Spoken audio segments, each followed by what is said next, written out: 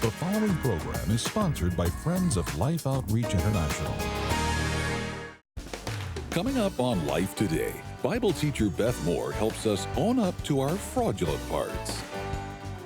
I said, what would you have done if we hadn't met? You know what he said? This is classic Keith Moore. Well, he looks up like that. I guess I'd have married my old girlfriend.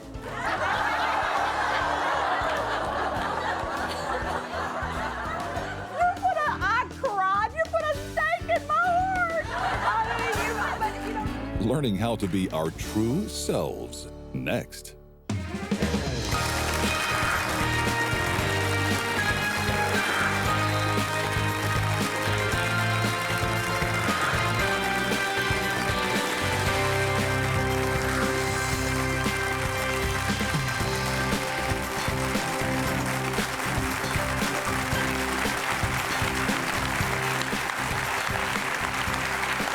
Thank you so much for joining us on Life Today. It's that special day of the week, Wednesdays with Beth. I know I always look forward to it. And she's teaching on our true selves. You ever wonder what that is? Maybe you'd like to tell somebody else what their true self is. Well, how about God showing us the truth about ourselves? I think Beth Moore's uniquely gifted. She's a fun person. You know, we consider ourselves fortunate to know her, to have been around her, to have had her dogs in our laps, to be friends. She is really sensitive to God and sensitive to what matters. And when she talks about something, it's because it does matter, and it'll matter to you. How about welcoming Beth Moore?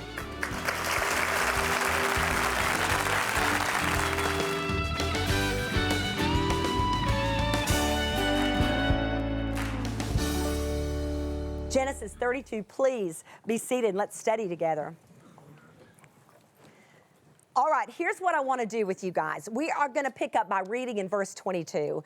We're going to read about this scene where Jacob wrestles with the angel, one of the most famous scenes in all of the Old Testament. And one reason why it's still thrilling is because no theologian, no scholar, no pastor, no teacher has ever figured out exactly what is going on in those passages. But here's the deal I've got to make with you. I'm going to make a few comments, but it is not where our lesson settles. We've got to make it at some point in this series into 33. Hold me accountable to that, because it's hard not to move ahead. I got to tell you, as we get started, I want our viewers to catch up with us. Maybe they haven't been part of our series so far. And in the series, we've made 4 points together, and I want you to help me be able to get them up to speed by repeating back what they are. Number 1 is this: it's time we became a more honest version of ourselves. Number 2, we cannot walk in our full birthright as part fraud. Number 3, so important. Did number 3 get on anybody but me? It says this: we're called to work with people, not just to work people. And 4 is this: we start facing up by going face down. In other words, listen, once we can just face this thing with God, we can get up and we can face a mess that is in our lives without fear, and you're going to see that all over our narrative today. We've been talking about not working people, and let me tell you, I would have been a natural-born worker. I just would have been. Anybody with a really sanguine personality that really likes a lot of people, they can also just be, just diplomatic and worky. And I especially, if I could, I would have wanted to work my husband in the worst way. Keith Moore will not be worked, and it drives me insane, and it has always driven me insane. With Keith Moore, and this is part of what God has worked in me because of him, and I cannot thank God enough for the work that he's done, because Keith cannot stand pretension. He cannot bear it. And even in our earliest days together, if he ever saw it, he would be grossed out. He would call it out every single time, which is why it means so much to me that Keith can say to me, go out there. You live the real thing. Go out there and do it. Because when he didn't see the real thing, he called it out. To Keith, an ounce of pretension is worth like a ton of manure. That to Keith It's just unbearable. He cannot stand that. Now, if you're honest with him, he'll love you forever. But if you pretend around him, he gets around people that do a lot of religious talk and are real self-righteous. I mean, like he's up and gone. If he's even in a service where it's happening, he will get his tail up and walk out of it. It is so embarrassing. And so, listen, I've kind of known those were the rules, and it's been good for me, even though it's been frustrating to me. But something happened to me on our 25th wedding anniversary. It was like a spirit of pride came upon me. Now, you've never known any couple that would have been less expected to make it. I say continually, I'll know we made it to the next anniversary the day that we do. I praise God, He's been so faithful to us, but we have had a lot of fireworks in our marriage, just two very messed up people coming in under the same roof. And so, I've known he hates that, but something just came over me. And I mean, it was not even something I normally felt, but I just all at once just felt prideful about some things. And I thought, he's been so lucky to have me. Now, where in the world? I know better than that. I know better than that. He's just a little more introverted. He's a little more like, he would have never traveled, and he's been in lots of places of the world. He had to live way out of the box because of what he married into, and what he married into was a wreck. That's what I need you to know. But for a few minutes on our 25th wedding anniversary, I forgot that. I don't know why. And so I asked him, we took this big trip. We said our vows again. My grown daughters were my attendants. We had the most fun you can imagine. Held flowers, said our vows. I got to say it like I meant it. I mean, I meant it. What I wanted to say to him that day is, I would marry you again. I would marry you all over. I don't want to have to. But I would. And so I said to him on the plane, on the way home, I just had to wreck it. On the way home, why? Why couldn't I just made it home? On the way home in the plane, I said to him, what would we have done if we hadn't met each other? Now, what I really want to know is what he would have done.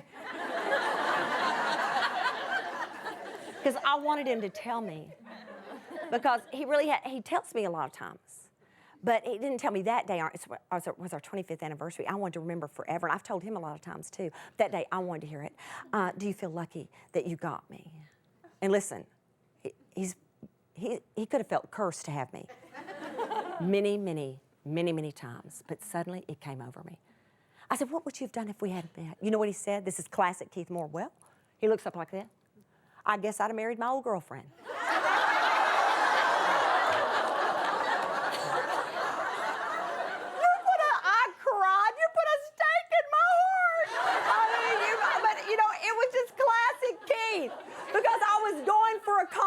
I was trying to work him. He will not be worked. I can tell you that. It's been one of the best things that has ever happened to me. And you talk about a man in a mess. He was going like, what did I say? What did I say? He said, wouldn't you have married your old boyfriend? I don't think so. I just was like devastated, just devastated. So we're getting to see this part of ourselves, that worker in us. That worker in us. Picking up at 22, the same night, Jacob arose. This is after he'd planned this whole masterful plan of, I'm going to give a big present to my brother Esau, and then he is going to be appeased. I'll throw a towel over his face where he won't, and I'm talking about that metaphorically. I'm speaking. I'm going to somehow cover myself where he doesn't see the real me. I'm going to come before him with gifts so he will not kill me, because they're about to meet for the first time in 20 years. Since that vengeance was first born in their hearts over the trickery of Jacob, the little brother. And it says that same night he arose and he took his 2 wives. Everybody say one too many. His 2 female servants and his 11 children, and crossed the ford of the Jabbok. He took them and sent them across the stream and everything else that he had, and Jacob was left alone. And a man wrestled with him until the breaking of the day. And when the man saw that he did not prevail against Jacob, he touched his hip socket, and Jacob's hip was put out of joint as he wrestled with him. Now I'm just going to pause because we're just traveling through to make it to a stop in Genesis chapter 33, but you got to see this because you got to know what happened. Because when it says that he could not prevail against him, it means that he could not make him quit. My grandson Jackson is 6.5 years old, and I suppose every little boy loves to wrestle with his daddy. But Curtis, I mean, since he was a little bitty guy, I mean, I'm talking 18 months, 2 years old, he's loved to wrestle with his daddy. And he would even come to my house. He calls me, my grandmother's name is Bibby, B-I-B-B-Y, and he would come to my house and go, Bibby, wrestle me. I said, you know what, can Bibby just tickle your back? You know what I'm saying? Because I'd rather do that. I'm going to leave the wrestling to the men. But Curtis might have used this same word if somehow Jackson was in such a mood that he could not get him to quit. That he just kept, I mean, it would have gotten Curtis tickled because he'd have gone, this kid's not going to let up. Keep wrestling, even though he's been beat. Keep wrestling, keep wrestling, keep wrestling. That's the idea of what's going on here. Because we know that the angel of the Lord here, we know he was all powerful because all he had to do is touch his hip and it popped out of socket. So the whole frame of mind is here, is that he kept wrestling with him. He would not let go. He would not quit. And it was the very first honest fight Jacob had ever had. It was so odd because he's just about to face his brother, but first of all, you don't get more face-to-face with a person than when you're wrestling with them. You're not on their back. You're front to front, face to face with someone you're wrestling with, and this huge thing happens in verse 26 when it says, then he said, let me go, for the day is broken. But Jacob said, I will not let you go unless you bless me. Unless you bless me. Do you hear Jacob going, I want an honest blessing here. I'm just saying, I'm not letting go because you're going to bless me. You have something that I want. I want the blessing on me. I want an honest to good blessing. And we find out in Hosea, if we don't have Hosea to help us with this passage, we miss a wonderful part of it. Because the book of Hosea describes this scene, and it says that Jacob, and I'm going to paraphrase it a little bit in my own words, is crying his eyes out. That's how we know he's not just winning here. He is wrestling with him, crying his eyes out with tears. He says to him, I'm not letting go. I'm going to hang on till you bless me. What a powerful scene. Because that's what God has promised to every single one of us, is that even in our hardest times, that if we would just hang on long enough, just hang on, the blessing will come. Somebody's wrestling with God over something. Because here's the thing, you can't wrestle with people. If you're a person of faith, if you're a child of God, you cannot wrestle greatly with the person without wrestling with your God. Because we can't separate it out. If I got a big problem with my husband, if I've got a big problem with a sister or brother in Christ, if I've got a big problem with a sibling, if I've got a big problem with a co-worker, if I'm in a big situation, then if somehow that is not also coming into my relationship with God where I'm wrestling with him over it, somehow I am still in a very childish place where I've got everything in separate compartments. So he's going to wrestle the thing out. He's wrestling with Esau in his mind. Now he's wrestling with God over what to do with Esau and the problem of the blessing. And he's not going to let go until that blessing comes. And some of us say, you know, I went through that whole thing and the blessing never came. Baby girl, baby guy, did you let go? Did you let go before the blessing came? Because listen, in anything we struggle through, if we'll hang on long enough, I will not let go, I will not let go, I will not let go, I will not let go until this blessing comes. If we'll hang on, that blessing will come. But what happens is this, we let go, we let go. Here's the beautiful part of it, because I don't want anybody to feel condemned. Listen, I've been in a place, I've sat under teaching where I just felt more and more shamed in myself, more and more foolish, because I think I did it all wrong, I did it all wrong. But here's the God of redemption, because you can grab back on. Did you let go too soon? You know what? He's still there. Anybody? I mean, like, grab with everything you've got, grab back on. You know what, Lord? I let go over that situation, and my blessing never came. And you know what? I'm grabbing back on. Consider me grabbed back on. Because I'm going to see the blessing come out of this thing. If it is the last thing I do, I will not let go unless you bless me. I told you it'd be impossible not to teach this portion. I told you that would happen. All right. And he says in verse 27, what is your name? This is the angel of the Lord speaking to Jacob. And he said, Jacob. And you know what he's saying, because his name means heel grabber, deceiver, supplanter, trickster, and he's having to say his name. Now, you know that the angel of the Lord picked him out because of his name. He knows who he's dealing with. But he wants Jacob to own up to the fraud within him. And when he does, he will do this with every single one of us. When we own up to the fraudulent part of us, we start being renamed in the heavenlies. He said, your name shall no longer be called Jacob, but Israel, for you have striven with God and with men, and you have prevailed. And then Jacob said to him, please tell me your name. But he said, why is it that you ask my name?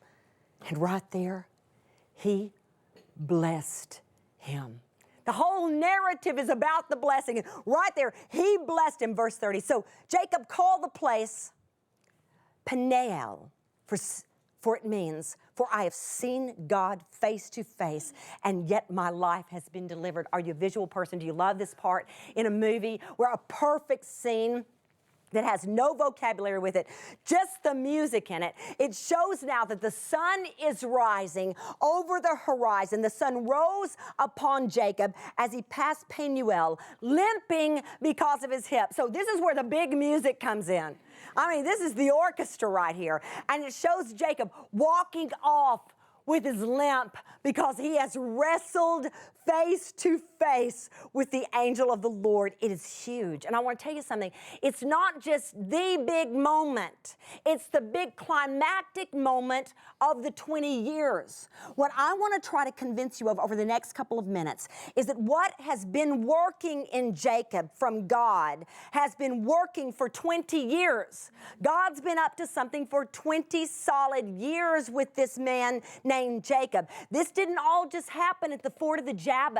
This didn't all happen from the day he left Laban. There has been something that God has been after over and over again with Jacob because, stay with me here, he gave Jacob a 20-year look in the mirror. Because with Laban, Jacob met his match. He met a man that could play a game.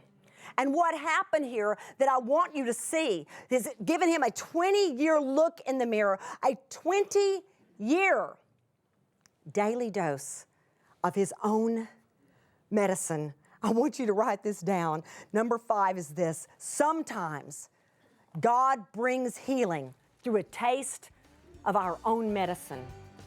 Sometimes, oh, it's painful, isn't it? I mean, it hurts so good, doesn't it? That one hurts so good. Sometimes God brings healing through a taste of our own medicine. To obtain information on Beth's teaching materials and for her speaking schedule, visit us online at lifetoday.org. Wow. I have learned, and I wouldn't say that it's an easy lesson, but I have learned the importance of appreciating pain. Pain in our physical body keeps us from disastrous consequences. Pain in our spiritual growth and progress sometimes is rejected without even by reaction rather than responding to see if perhaps the potter is shaping the clay in a very important way. Now, when I pray, Betty, and I understand pain, and I understand the process of shaping, and I have put my life in God's hand, I'm very sincere about that, I still find myself saying to him in my quiet time, squeeze easy. And then I hear my heart say, stay soft, pliable, don't resist. Father, I pray everybody that's watching will be that way. And I pray that when we meet our match or something's dealt back to us, we'll say, hey, God, what do you want to do with that? However it comes, whether filtered through your fingers or from your fingers, shape us. In Jesus' name. Anytime you want someone to pray with you, don't hesitate to ask. I want to show you someone who's got a deep concern. Sometimes people have concerns and needs, and it doesn't seem that anybody would care, or if they did care, they couldn't do anything about it. Sometimes you can do what's perfect about it. Such is the case here. Watch and listen.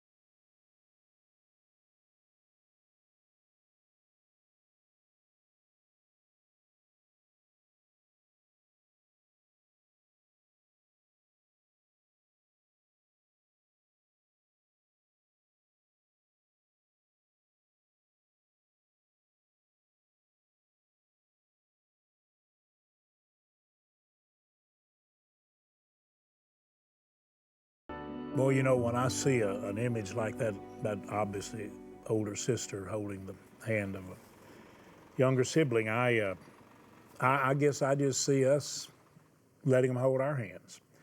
And then I actually take it a step farther in my mind. I see Jesus holding her hand. I really do. I see that connection. I see a divine connections. I see connectedness. Betty, I've tried to tell people that I speak to that the world will teach you to succeed, you need connections. But the Bible teaches, Jesus taught, that we need connectedness like a healthy body. That little boy was holding on to his sister. That's important. We need to hold on to one another, and as we hold on to one another, we actually can put the arms of a mighty and loving God around a hurting world. We can do that. That's what we have been able to do for many years, because people like you don't just watch and say, oh, I like your guests. I like what you talk about. I like the truths that you and Betty present. I like the opportunities and challenges that you put before us and show us that we can make a difference. I like all of that. But I'm going to tell you something. The greatest joy you'll ever experience is giving people life and expressing the love of God. When we do that, Betty, those people in those villages and communities and even nations, they are open to hear what it was that brought us there to touch them in the area of their pain. They want to know. They want to know why you cared. And I'm telling you, you talk about a fertile field of opportunity. Do you remember we told you for years when we were saving 7, 8, 9 million people's lives in emergency feeding situations that we were having an equal number each year give their lives to Christ in those same areas? Amazing. As many people as had their life saved were becoming believers. Their soul saved, their future saved. Water has an even more incredible impact than food. Don't ask me to explain it, I can't. It is also something that excites people who seem to say, boy, if you don't have that, you don't have health. This year, we've asked God, because the missionaries pointed us to the opportunity and the need, we've asked God to let us drill 500 wells. Now we have a few days left. We're asking every one of you to take a part sharing God's heart. $48, 10 people water the rest of their life, because we drill a well, it lasts basically a lifetime. $144, could you do that? 30 people water the rest of their life. You will be holding the hands of 30 people and getting them to clean water.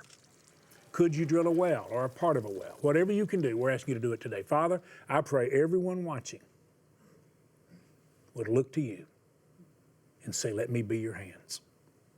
Let me help in Jesus' name. Would you dial the number? If your heart's broken, you need prayer, call. You'll find someone that cares. Today, I'm asking you to call to say, I want to help someone because I care, because God cares. Dial the number, take your bank card, use it like a check, make the largest gift you can. If you want to write a check, make it to Life. You can go online, lifetoday.org. And as many people as call go online now. I think it's amazing. I learned how to turn on a computer. And Betty was proud of me when I could turn it off without unplugging it. She thought that was wonderful. Listen to me. Whatever you need to do it, because it's going to change people's lives. Yes, it will forever for so many. Would you do it? We have some beautiful gifts to send you to bless you because we love you. We want to thank you for helping us bless others. Every day, millions of children are forced to make a dreadful choice. Drink filthy, polluted water filled with deadly disease or die from thirst. No child should ever be faced with this decision. The good news is there is a solution. Mission Water for Life is one of the most exciting and viable demonstrations of God's love in the world today. Suffering can end because clean water changes everything. With your gift today, we can establish and drill 500 new water wells for remote villages in over 12 different nations. Your gift of $24 will help provide clean water for 5 people. A gift of $48 will help provide for 10 people.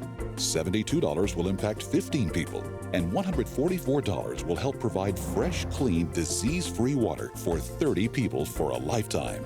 With your gift, be sure to request Majesty, an inspirational new fully illustrated book that will help you discover the promises behind the many names of God. With your gift of $100 or more, be sure to also request the Names of God pin set, custom crafted with the various names of God and the gifts of the Spirit.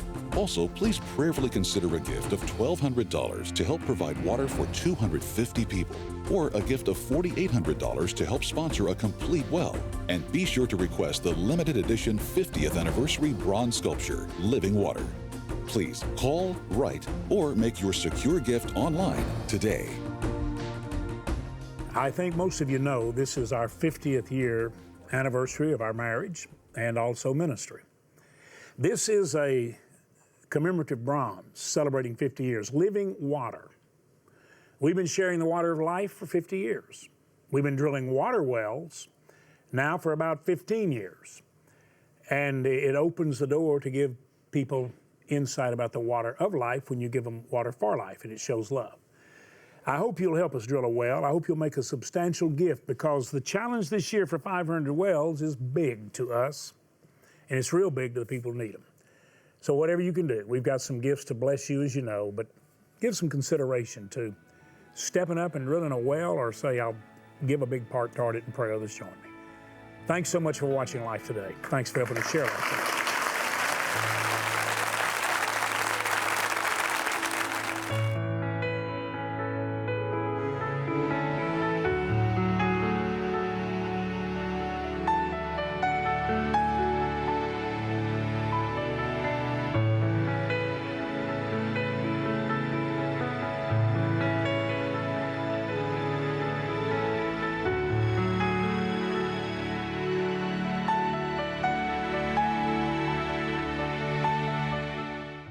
Tomorrow on Life Today, MMA fighter and UFC veteran Justin Wren shares his story of redemption and repurpose. Life Today is made possible by the supporters of Life Outreach International. Your gift will be used exclusively for the exempt purposes of life. The ministry features specific outreaches as examples of the programs it supports and conducts. Gifts are considered to be without restriction as to use unless explicitly stipulated by the donor. The ministry is a member of the ECFA.